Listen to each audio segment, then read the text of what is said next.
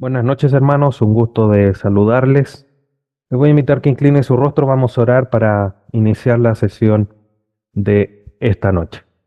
Padre Santo, te damos gracias en esta hora por este día que tú nos concedes. Gracias por tu amor, tu misericordia, por todo lo que nos has provisto. Y de manera especial en esta noche el poder estar conectados a través de nuestros celulares, nuestros computadores, para seguir estudiando de tu palabra. Te damos gracias por este tiempo. Gracias porque nos permite acercarnos para poder allegarnos a tu palabra. A pesar de la distancia física, estos medios nos ayudan para acercarnos y poder ser instruidos, equipados, capacitados por tu palabra. Te damos gracias por este tiempo, gracias por esta serie de estudios que hemos podido realizar, ya acercándonos de a poquito al final.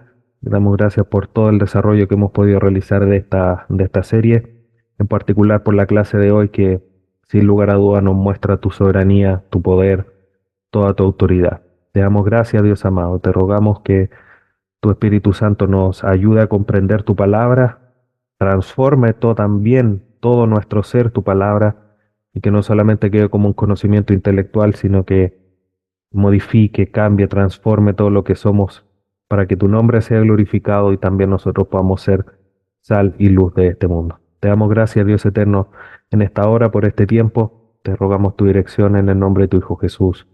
Amén. Bien, hermanos, el día de hoy vamos a estar en nuestra sesión número 24 ya de panorama escatológico, acercándonos ya a paso firme al final. Esta es la sesión penúltima. El próximo lunes, si Dios así lo permite, será nuestra última sesión en este modo, antes del taller final. El día de hoy vamos a estar hablando y analizando y conociendo un poquitito más respecto a un tema que es muy conocido, y que sin lugar a dudas es quizás uno de los temas que genera más diferencias en cuanto a la interpretación de los eventos del último tiempo. Pero antes de decirle cuál es el tema, que a lo mejor ustedes ya lo conocen, eh, en esta introducción se deja entrever, quiero partir justamente mencionando uno de los versículos del capítulo 20 que va a ser el que vamos a estar analizando en esta noche. Apocalipsis 26. Apocalipsis capítulo 20, versículo 6 dice, bienaventurado y santo. Cuando recordamos y llegamos a capítulo 1 de Apocalipsis, se menciona en esa introducción a esta revelación de parte del Señor Jesucristo, que son bienaventurados los que leen las profecías que son reveladas, ¿ya? Si lo recuerdan algo, estudiamos respecto de eso en la primera enseñanza de la serie de las 7 iglesias de Apocalipsis. No fue un tema que tratamos directamente en nuestro panorama escatológico, pero lo puede revisar en la serie de las 7 iglesias del Apocalipsis. Y parte Apocalipsis diciendo, dentro de esos primeros textos, bienaventurado. Y aquí en el capítulo 20 nuevamente nos encontramos con una bienaventuranza. Bienaventurado y santo el que tiene parte en la primera resurrección. La segunda muerte no tiene potestad sobre estos, sino que serán sacerdotes de Dios y de Cristo y reinarán con él 1000 años. Y aquí es donde tenemos y aparece en esta introducción este tema que, como les decía, genera tanta división, lamentablemente. ¿Ya? El tema del milenio, del reinado de Cristo por 1000 años. ¿Ya? Pero antes de entrar a ese tema, quiero poner el foco en lo primero, en el bienaventurado y santo. Y nosotros, hermanos, como hijos de Dios, sin lugar a dudas, vamos a tener la dicha, la bendición de no probar, no experimentar la segunda muerte, que es el otro tema que también vamos a estar analizando y que sale también obviamente en el capítulo 20, que es el juicio del trono blanco. Son los dos temas que vamos a ver el día de hoy. El milenio y el juicio del trono blanco.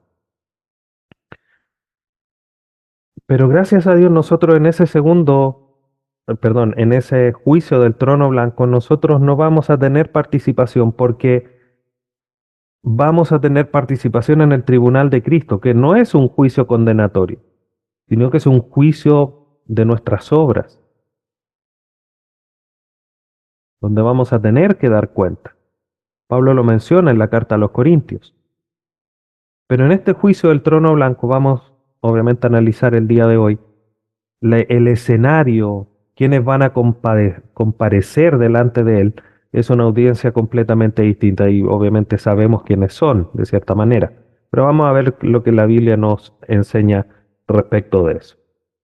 Entonces, para iniciar, vamos a ver entonces lo que la Biblia nos enseña respecto del milenio. Si nosotros miramos en nuestra Biblia, en Apocalipsis capítulo 20, que es el capítulo donde está inserto el tema del milenio y el juicio del trono blanco, del versículo 1 al 10 tenemos el detalle respecto de los acontecimientos, principalmente antes y después del milenio.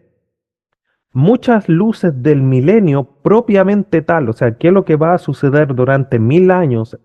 Dentro de eso, obviamente el capítulo 20 de Apocalipsis no lo da. Sí da más detalles previos al milenio y posteriores al milenio. ¿Ya?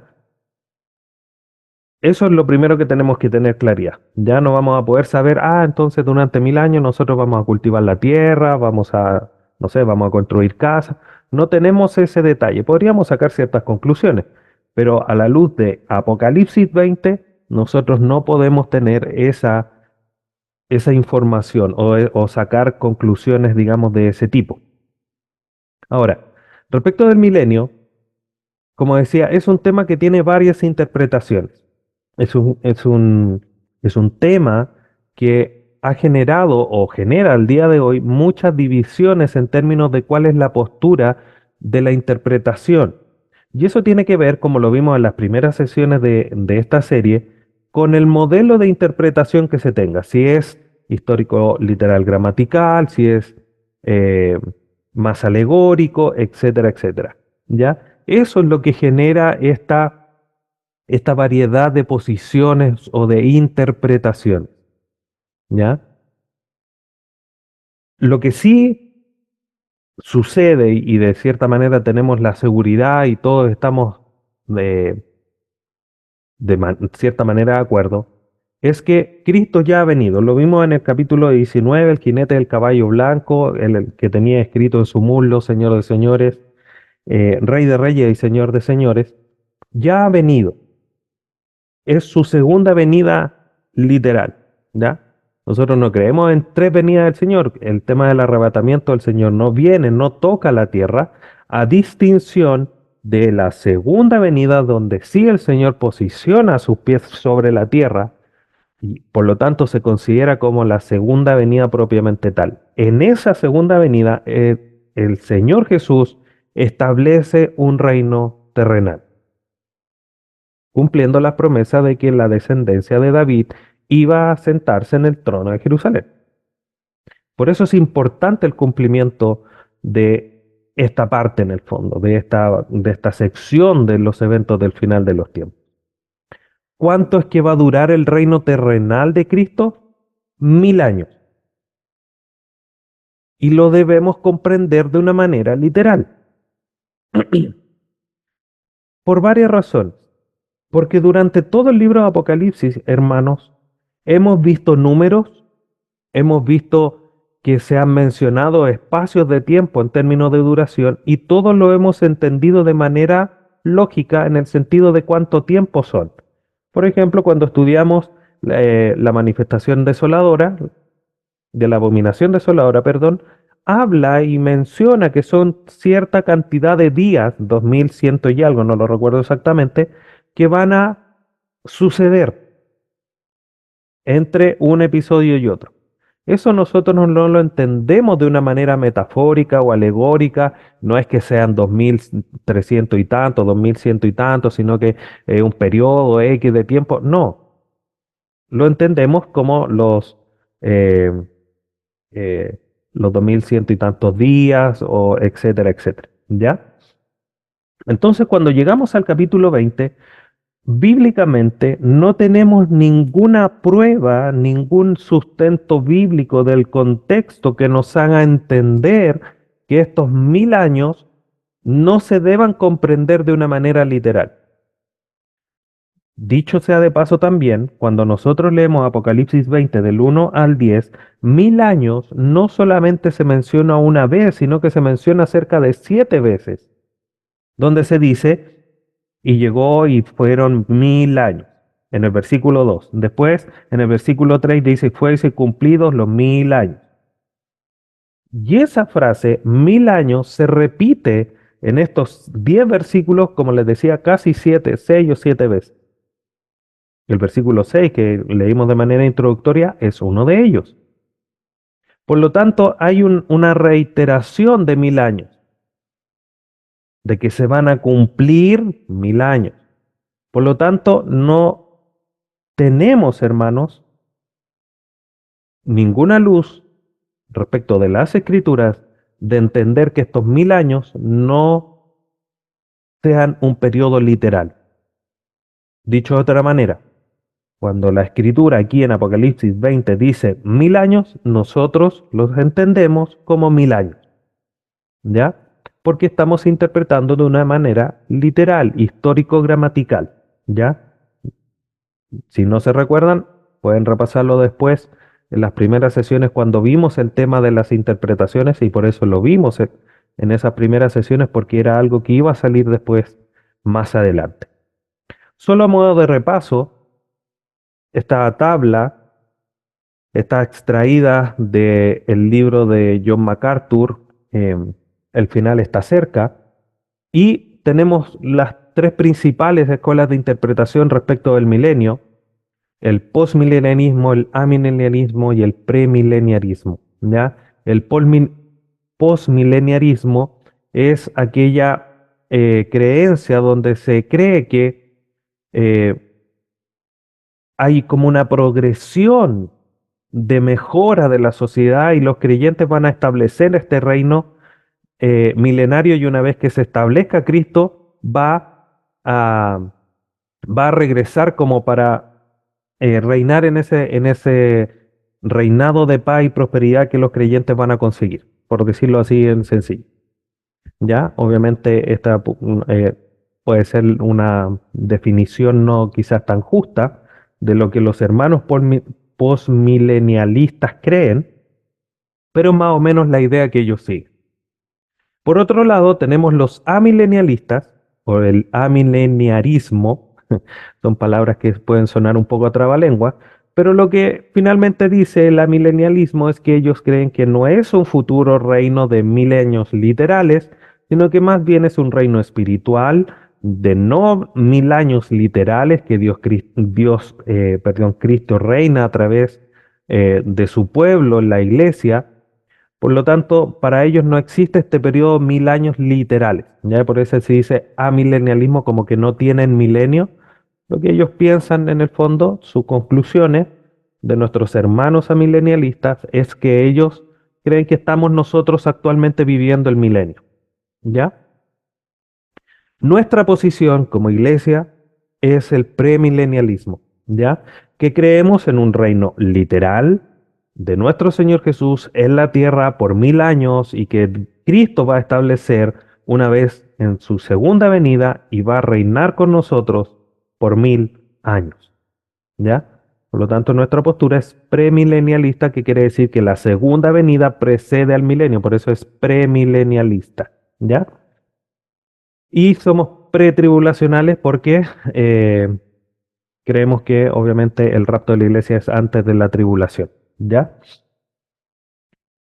Que sería en el fondo, recordando un poquitito eso, somos premilenialistas, pretribulacionales, premilenialistas, ¿ya? Sé que no se me enredaron los conceptos después de tanto trabaleo, ¿ya?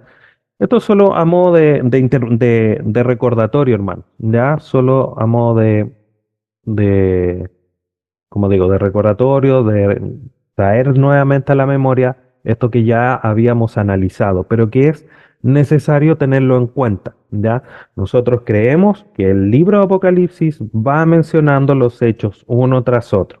Y el capítulo 19 ya nos habló de la segunda venida y ahora nos está hablando en esta estructura cronológica de la segunda o del establecimiento del reino de 1000 años, del milenio del Señor Jesucristo.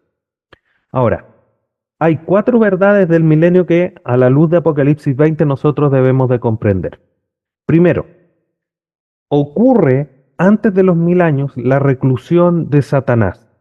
Esta es la primera medida del rey, por decirlo de esta manera. Cristo, rey de reyes y señor de señores, como decía Juan, como lo vio escrito en el muslo, en su muslo, que venía que de su boca salía una espada, que con ella juzga y pelea, es la primera medida. Recluye a Satanás, ¿ya? Viene un ángel que desciende del cielo con las llaves del abismo y una gran cadena en sus manos, ¿ya? Y este Satanás es atado. Lo vemos en los primeros versículos del capítulo 20. Entonces, un ángel ata a Satanás, Satanás es atado, es encerrado en el abismo y sellado, ¿ya? Satanás entonces, que se movía libremente en la tierra durante la tribulación, que levantó al falso profeta, que levantó al anticristo, ahora es atado, encerrado y sellado. La duración de ese encierro, una vez más, es de 1000 años. Permítame leerle los primeros versículos rápidamente. Dice, vi un ángel que descendía del cielo con la llave del abismo y una gran cadena en la mano, y prendió al dragón, la serpiente antigua, que es el diablo y Satanás, y lo ató por 1000 años. Y lo arrojó al abismo y lo encerró y puso su sello sobre él para que no engañase más a las naciones hasta que fuesen cumplidos 1000 años, y después de esto debe ser desatado por un poco de tiempo. Notan que solo en estos primeros 3 versículos la palabra o la frase 1000 años se repite al menos 2 veces. No tenemos por qué no entenderla a la luz de estos 3 versículos que no son de manera literal. Cuando se cumplan 1000 años, ¿cómo va a ser? No puedo, creo, hermanos, siendo muy respetuoso de los hermanos amilenialistas, creo que a la luz de lo que el texto dice, siendo claro, ¿cómo es que un tiempo que no es preciso, que no es que lo entendamos de manera precisa 1000 años, vamos a saber cuándo se cumple? Si la Biblia es clara, le dice, cuando se cumplan 1000 años, cuando Daniel se dio cuenta que se había cumplido el tiempo de los 70 años que había dicho Dios en el Antiguo Testamento, él entendió que había llegado el tiempo. Si le hubiese dicho 70 y no hubiesen sido, Daniel lo debía haber entendido de una manera alegórica. ¿Cómo sabía Daniel que se cumplía el tiempo? Si no eran 70 años, o el tiempo que estuvieron en cautiverio, mejor dicho. Me confundí con las 70 semanas. Acá, una vez que se cumplan los 1000 años, va a ser desatado por un poco de tiempo. Entonces hay un tiempo literal y que debemos de entenderlo de esa manera, ¿ya? Entonces, primera verdad es que Satanás va a ser recluido, atado, encerrado y sellado por 1000 años, literales. Segundo, va a haber un reinado de los santos, ¿ya? Se establecen reinos, se establecen tronos para que reinen los santos juntos con Cristo. Va a ser un reino de paz. Los mártires de la tribulación son parte de la primera resurrección, ¿ya? Y eso lo vemos de los versículos 4 en adelante.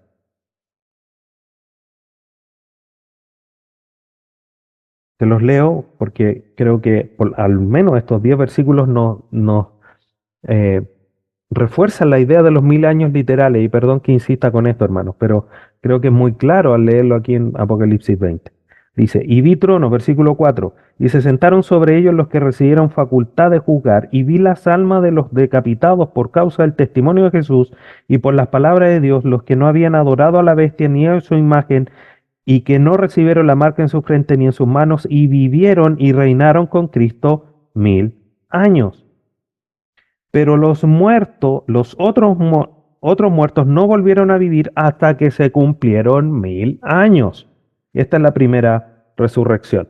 ¿Ya? O sea, vemos que insiste la idea de cumplir 1000 años.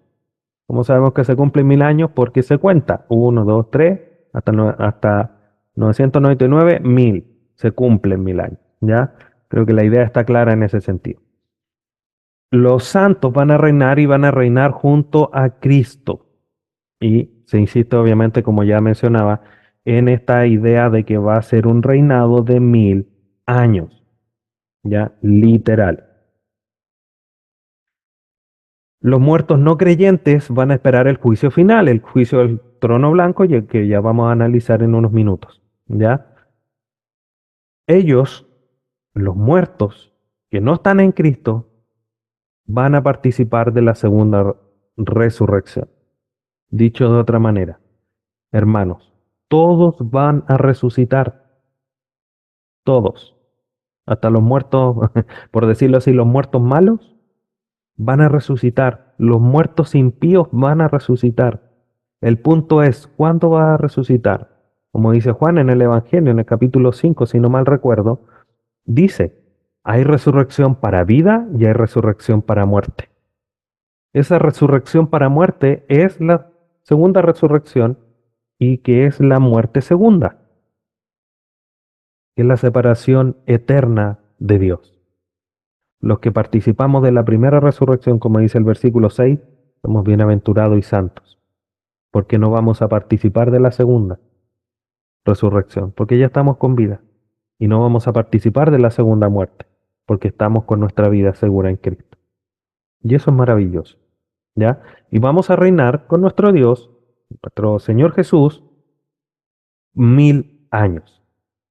Una vez que se complete ese periodo de tiempo, y por eso mencionaba al inicio que no tenemos claridad, luces de qué es lo que va a suceder durante estos 1000 años literales, se va a producir el regreso de Satanás una vez cumplidos los 1000 años. Y esto va a ser solo una vez que se cumplan los 1000 años y va a ser por un periodo breve de tiempo según lo que se expuso anteriormente. En el versículo 3 al final dice, y después de esto, una vez que se cumplan los 1000 años, debe ser desatado por un poco de tiempo. Dios va a ver una última chance, no para que se arrepientan, sino para manifestar su juicio final, su juicio ya concluyente, por decirlo así. ¿Ya? Y Satanás, una vez que sea suelto, va a salir con autoridad y con poder. ¿Por qué? Porque va a generar una rebelión de la sociedad. Imagínense, un reino de paz de los santos con el mismo Señor Jesús, sin Satanás, pero Satanás una vez más se va a levantar. Durante 1000 años no va a poder engañar porque fue sellado, fue encerrado en el abismo, fue encadenado. No va a poder hacer mal. Va a ser desatado un poco de tiempo y va a generar una rebelión. Va a engañar a la población del mundo. Va a reunir a miles. A pesar de que el contexto histórico de esa época va a ser un reino de paz y tranquilidad, va a reunir a miles y van a buscar atacar la ciudad santa. Pero Dios los va a exterminar, hermanos, de una manera poderosa y terrible. No van a alcanzar, eh, no sé si la Biblia no lo dice, pero no van a alcanzar ni siquiera a tirarle una piedra a la ciudad santa. Y Dios los va a exterminar con fuego.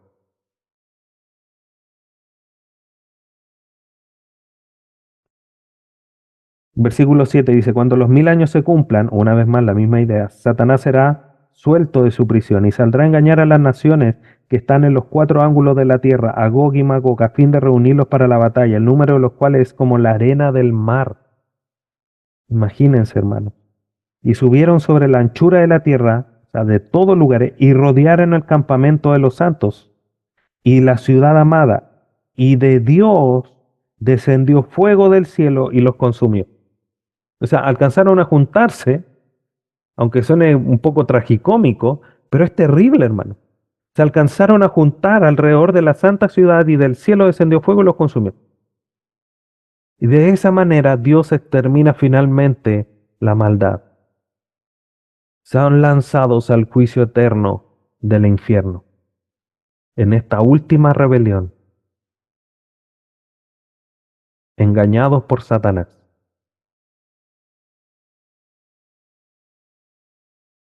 Y el versículo 10 dice, y el diablo que los engañaba fue lanzado en el lago de fuego y azufre donde estaba la bestia y el falso profeta y serán atormentados día y noche por los siglos de los siglos.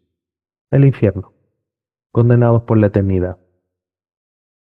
Un juicio justo van a sufrir. El lago de fuego fue preparado para ellos. Lamentablemente, muchas personas van a ir ahí también, porque no creyeron en el Evangelio del Señor Jesucristo.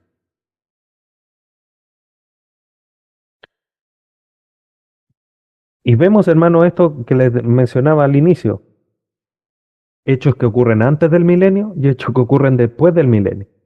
Y el texto es claro y repetitivo e insistente en hablar del cumplimiento de 1000 años para los hechos que ocurren de manera posterior. Lo que acabamos de leer, a mi entender, creo que no hay ni una parte que nosotros podamos entenderlo como que no sean 1000 años literales. Creo que el texto lo refuerza de una manera clara en ese sentido y por eso es la postura que tenemos como iglesia.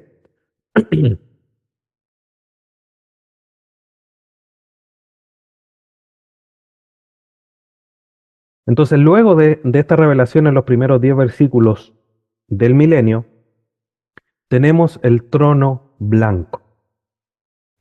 Y el trono blanco, hermanos, en este trono blanco se va a realizar el juicio. Y esta parte, del versículo 11 al 15, una sección más pequeña, se habla del juicio del trono blanco.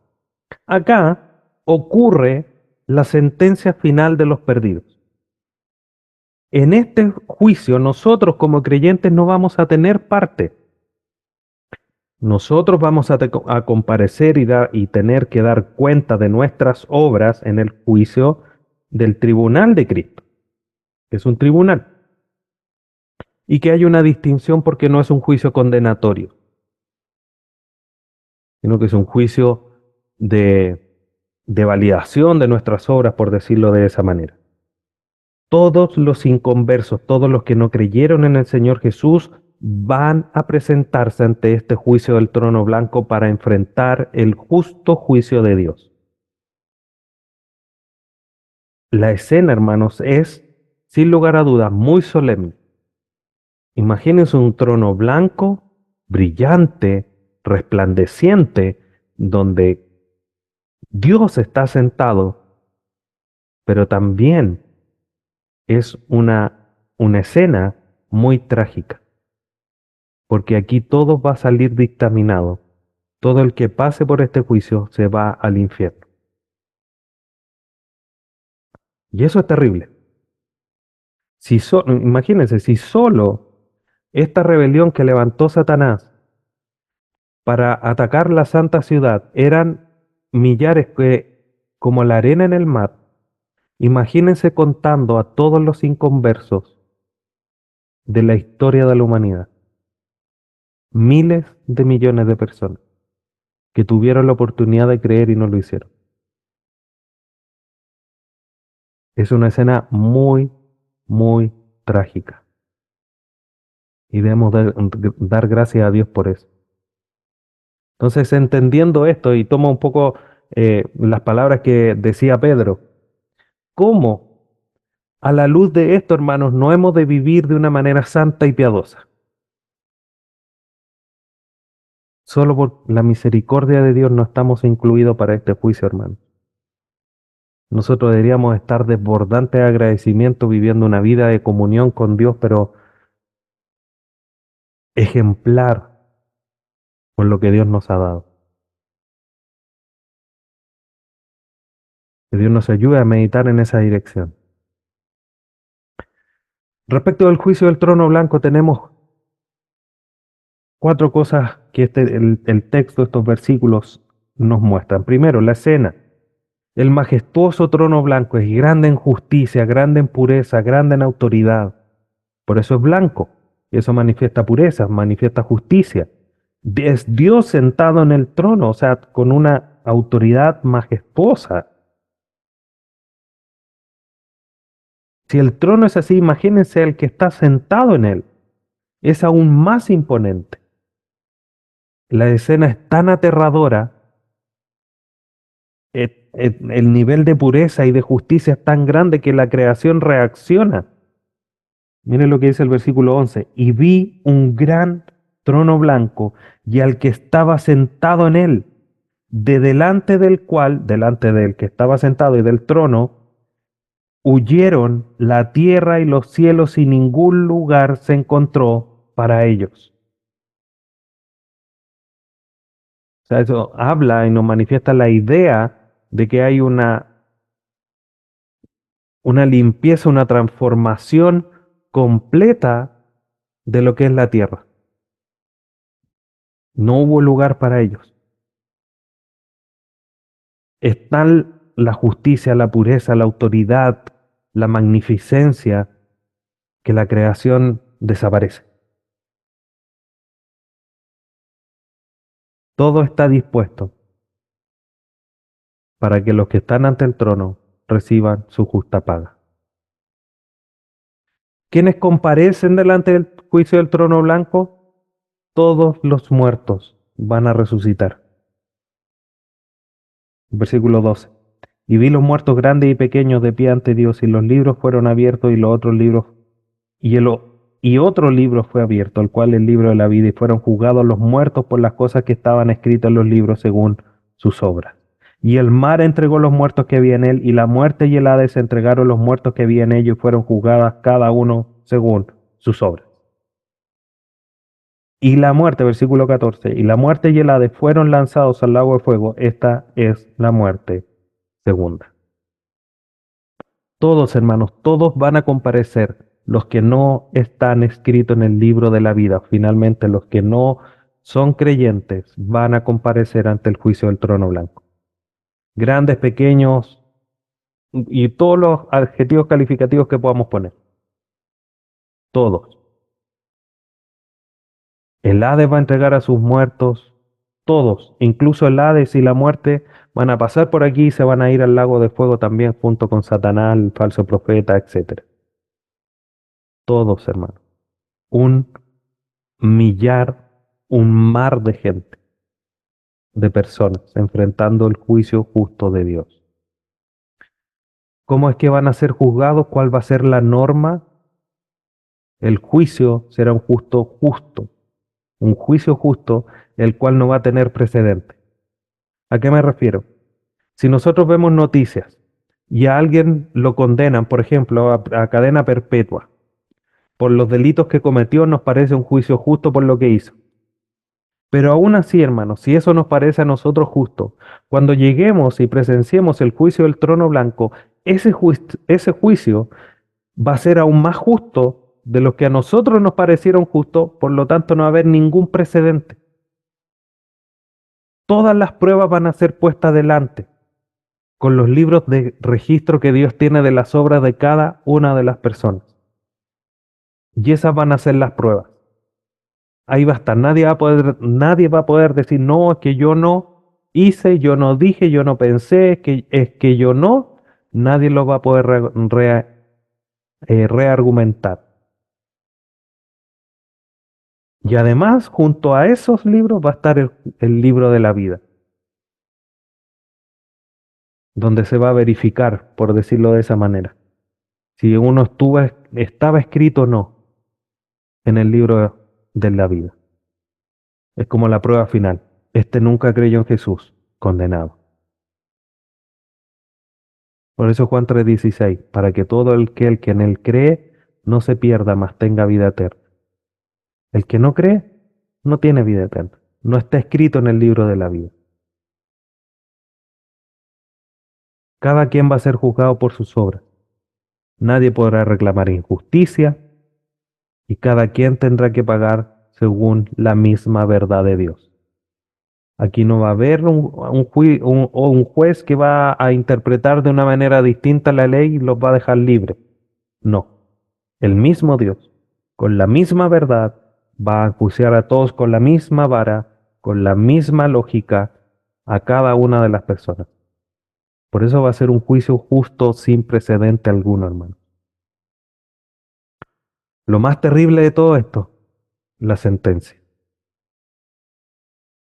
Los primeros en ir al infierno van a ser el muerte del Hades, obviamente Satanás, el falso profeta, el anticristo. Ya no van a existir más.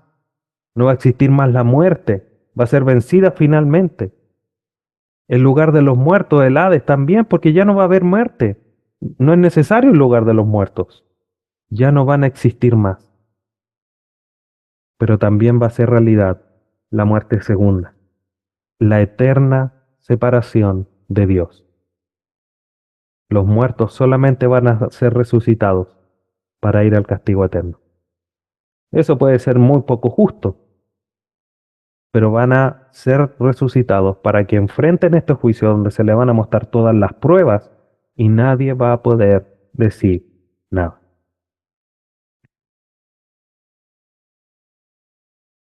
Una escena terrible que nosotros nos deberíamos ver primero a vivir en santidad y en comunión con Dios. Segundo, a tratar de multiplicar el Evangelio en medio nuestro, sin miramientos de nada. Porque aquel que se sienta al lado tuyo en la micro, en el taxi, en el colectivo, a la persona que te atiende en el negocio cuando va a comprar pancito, cualquier persona, déjame ponértelo en este escenario, hermano. Obviamente la Biblia no nos da luces, pero imagínate que vas a comer a un restaurante o a un carrito completo, no sé, a donde más prefieras, y te atiende una persona y te da de comer. Tú le compras la comida, le compras el completo, le compras el plato que elegiste en el restaurante. Y esa persona al día siguiente, es un ejemplo, solamente un ejercicio, ocurre esto del juicio del trono blanco. Y esa persona te ve como testigo solamente de esta escena. Y esa persona dice, oye, esa persona nunca me dijo que me arrepintiera. Esa persona nunca me habló de Jesucristo. Todos lo van a saber. Todos pueden haber tenido opción. Pero, insisto, esto es solamente un ejercicio, hermanos, porque no tenemos ninguna luz de que esto vaya a ser así, bíblicamente hablando. Pero ponte en esa escena. El que te va a comprar, el que te atiende, el que se sienta al lado tuyo, tu vecino. ¿Dónde quieres que esté? ¿Te da lo mismo que enfrente el juicio del trono blanco? Esto nos debe mover al amor y a la compasión a aquellos que nos rodean. No porque nosotros seamos mejores hermanos, solo porque por gracia hemos recibido esta bendición, esta bienaventuranza. Deberíamos esto incentivarnos a hablar de Cristo. Si nos menosprecian, si nos se burlan de nosotros, nos tratan como quieran, en el juicio del trono blanco van a tener que acatar lo que Dios diga. Y quizás le digan porque te burlaste de uno de mis hijos, porque rechazaste la verdad de Dios que uno de mis hijos te mostró. Pero que no sea porque nosotros no hablamos, hermano, sino que quede manifiesto su rechazo de la verdad de Dios. No nos rechazan a nosotros, rechazan al que los puede salvar. Para concluir, nadie se librará del tribunal condenatorio de Dios. Por supuesto que los hijos de Dios sí, pero los incrédulos nadie. Todos van a sobrevivir. O sea, perdón, van a resucitar para enfrentar el juicio del trono blanco. Vamos a ver cumplida la promesa del reino terrenal de nuestro Señor Jesús por 1000 años. Y eso va a ser maravilloso, reinar con nuestro Señor, con aquel que dio tu vida por ti. Si no te anhela estar con el Señor, es una señal de preocupación. Dios enjuiciará de manera definitiva a todos los impíos y por fin, de una buena vez, por decirlo así, hermano, vamos a dejar de luchar contra el pecado, no vamos a seguir luchando en contra de nuestras limitaciones, en contra de todo lo que nos dificulta poder estar en comunión completa e íntima con Dios. Pero a pesar de que para nosotros es maravilloso y nos trae una esperanza, también va a ser escenas terribles, hermano. Nosotros nos vamos a gozar porque Dios cumple su palabra, sus promesas las vamos a ver cumplidas. Pero ahora eso nos debería motivar a vivir una vida de evangelista, por decirlo de esa manera. Que Dios te bendiga, hermano. Se vienen todos estos eventos. Nosotros vamos a ser testigos desde la otra vereda, pero esto nos tiene que hacer crecer en fe, en confianza, en santidad, en vida piadosa, en comunión con Dios. Y como leíamos al inicio, bienaventurados los que leen las palabras de esta profecía. Que Dios te bendiga, hermano, y que vayamos creciendo en esta dirección, a la espera del cumplimiento de todo lo que Dios nos ha revelado. Nos queda una sesión más donde vamos a ver los cielos y la tierra nueva y las advertencias finales que nos deja Dios en este libro de Apocalipsis que ha sido tan maravilloso poder estudiar. Te invito a que inclines tu rostro y oremos para finalizar. Padre Santo, vamos ante tu presencia agradecidos por esta oportunidad que nos da de seguir avanzando un pasito más antes de concluir el estudio del final de los tiempos. Dios amado, quedamos de cierta manera maravillados, sorprendidos, por otra parte quizás también un poco aterrados por ese juicio tan multitudinario, pero la verdad es que también es justo y nos alegra ver tu justicia, nos alegra ver cumplidas tus promesas